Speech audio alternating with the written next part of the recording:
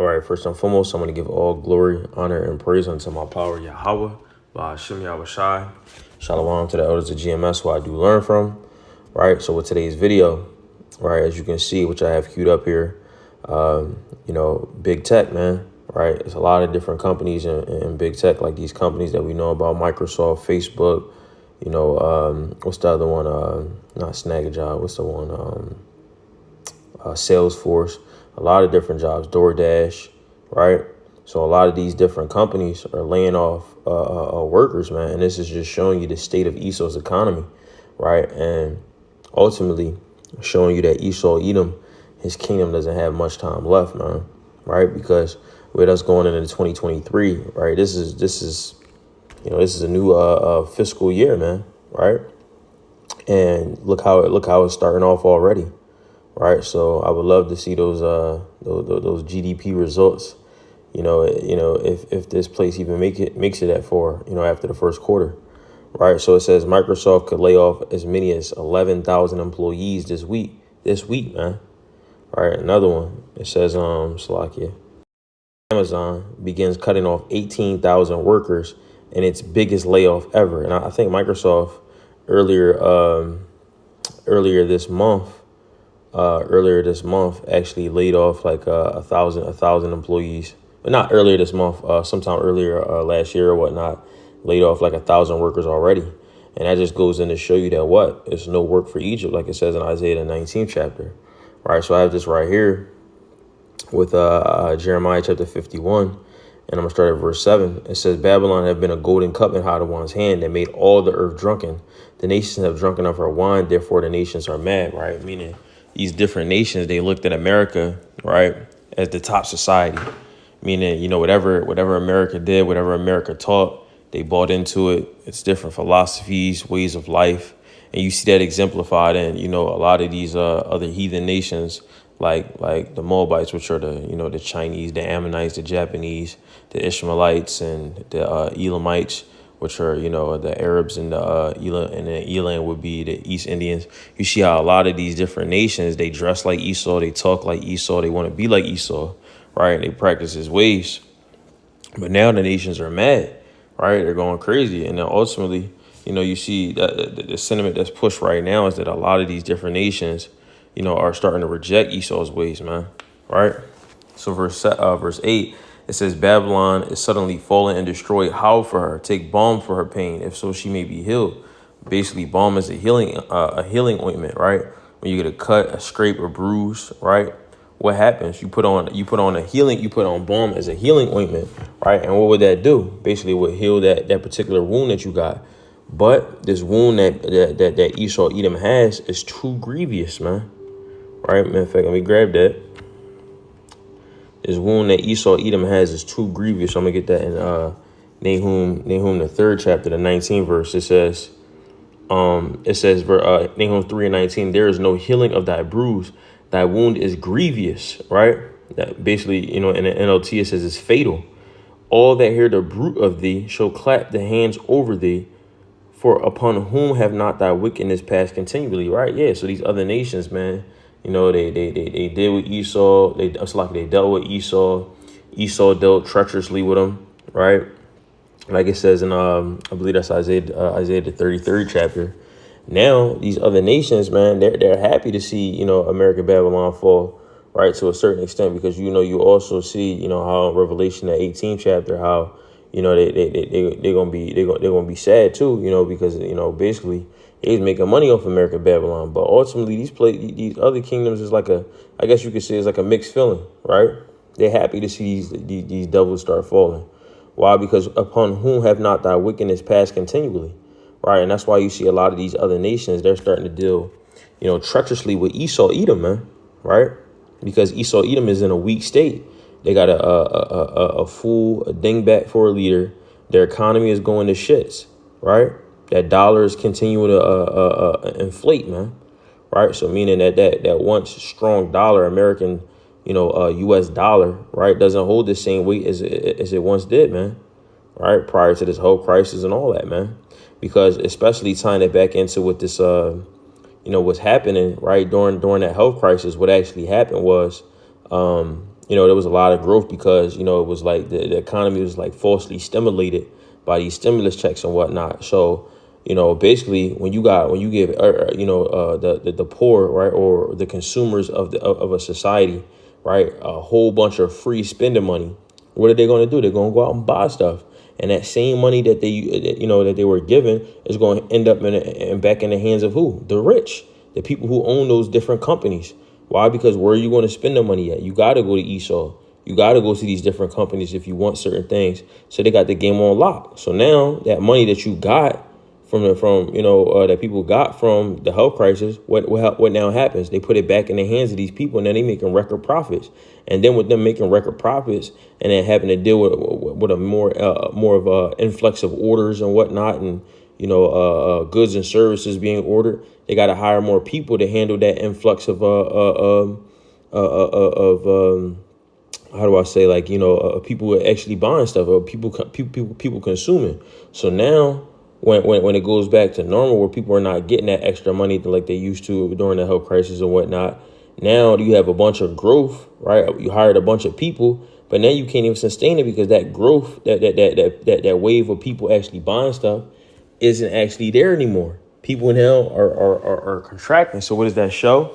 These companies which were making record profits, now they got to contract, which results in what? A recession. You see? And now that's why you see a lot of these people being laid off, man. And fulfilling that prophecy, which is going to be even fulfilled even greater in Isaiah 19. There's going to be no work for Egypt, right? So we see the whole come down of Esau Edom's society is systematic, man. The Heavenly Father is the master tactician, right? Get this in Job 14:5. It says, "Seeing his days are determined, the number of his months are with thee.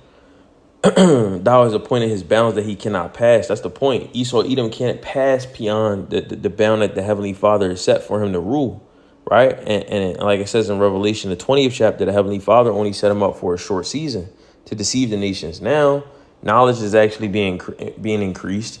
Everybody knows what's up. Now, Esau Edom, his usefulness, his time is almost over, right? And this is a beautiful thing. So when we see all of these different things happening, it's really just, you're actually witnessing, Jacob, Israel, us Israelites coming into power, man. This is that shift, right? Where Esau is falling, where all our lives, and all my life, all our, majority of us, right? We've seen Esau Edom in power, being revered, being respected. But now you start to see these other nations, they're starting to be, a little puffed up now to come up against Esau Edom, man. Right? And because what does that show, right? I was going to grab that earlier. Isaiah 33 and verse 1. It says, "Woe to thee that spoilest, and thou was not spoiled." Who's that? Esau. That's America.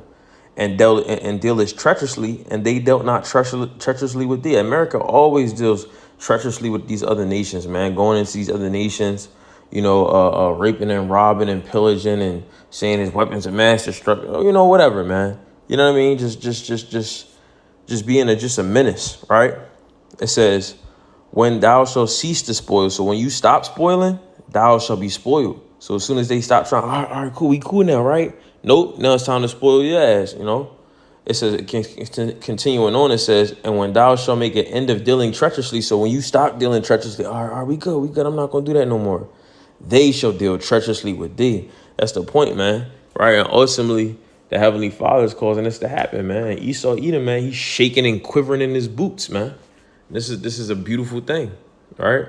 Job 18 and verse 11, it says, "Terror shall make him afraid on every side, and it shall drive him to his feet." That's the point, man. Like Esau Edom, he's scared, man. He don't know what to do, right? It says, "Terror surrounded the wicked and troubled them at every step," right? So these people are scared. They're losing confidence in this society, right? Like it says right here in the 14th verse, Job 18 and 14, "His confidence shall be rooted out of his tabernacle, and it shall bring him to the king of terrors." Right? So who's that? That's Yahweh Shai, man.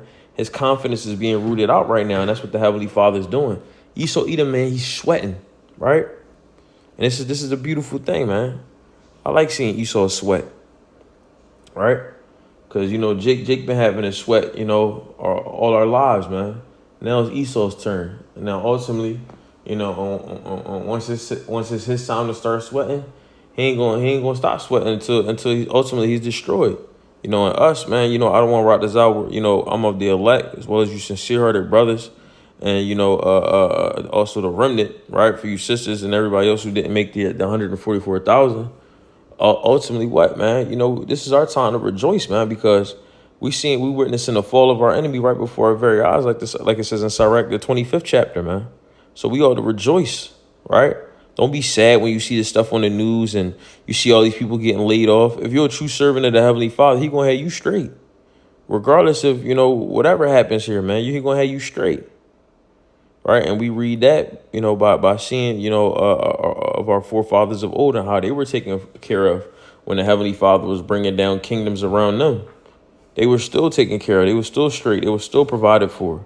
So it's with us the same way. And ultimately, you know, like it says in Jeremiah, the 15th chapter, right? The 11th verse, it says, thy enemy shall treat thee well in time of evil and in time of affliction. So the Heavenly Father might use these devils to do it. The treat is good, right? So that's the point, man. So, you know, those of us who are of the remnant, the elect, which, you know, that's going to be showing forth, you know, certain measures of faith at this particular time, showing forth certain acts, right? Because if you're in this truth right now, you know, and you know that you're an Israelite and you got that spirit to know what it is you're supposed to do and you doing it, man, then that shows that, you know, I don't want to rock this out. If you continue in that you may very well be of the elect, man. So, you know, it will behoove you to continue to keep doing right by the Heavenly Father. And, you know, I believe it's Psalms, the 18th chapter, where it says that, you know, how does it say? In fact, let me just grab it instead of trying to quote it. But basically, he dealeth mercifully with those. In fact, let me just grab it. Yes, I ain't gonna do that. Psalms chapter 18 and verse Psalms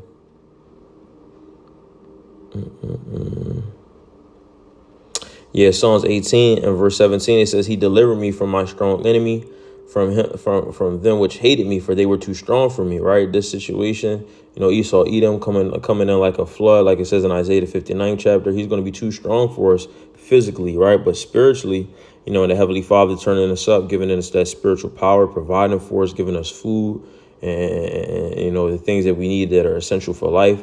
Esau ain't gonna be able to do nothing to us, right? Reading on verse 18, they prevented me in the day of my calamity, but Ha'adawan was my stay. He's gonna be our stay, right? He brought me forth also into a large place, which is what? A safe place, a safe haven, right? He delivered me because he delighted in me, right? Ha'adawan rewarded me according to my righteousness, and the cleanness of my hands have he recompensed me, right? For I have kept the ways of my power, I have kept the ways of my Ha'adawan, and have not wickedly departed from my power, right? So that's the point, man. You know, the same way he was there for King David, because King David was doing right by him. He was a man after the Heavenly Father's own heart. As long as we embody those that same spirit, you know, of being a man or a woman after the Heavenly Father's own heart, you know, he'll delight in us and he'll deliver us and keep us safe and protect us from harm, right? While all of these people are crashing and burning around us, man. So I'm gonna go ahead and end off there. I want to give all glory, honor, and praise unto my power Yahweh, by Hashem Yahushai.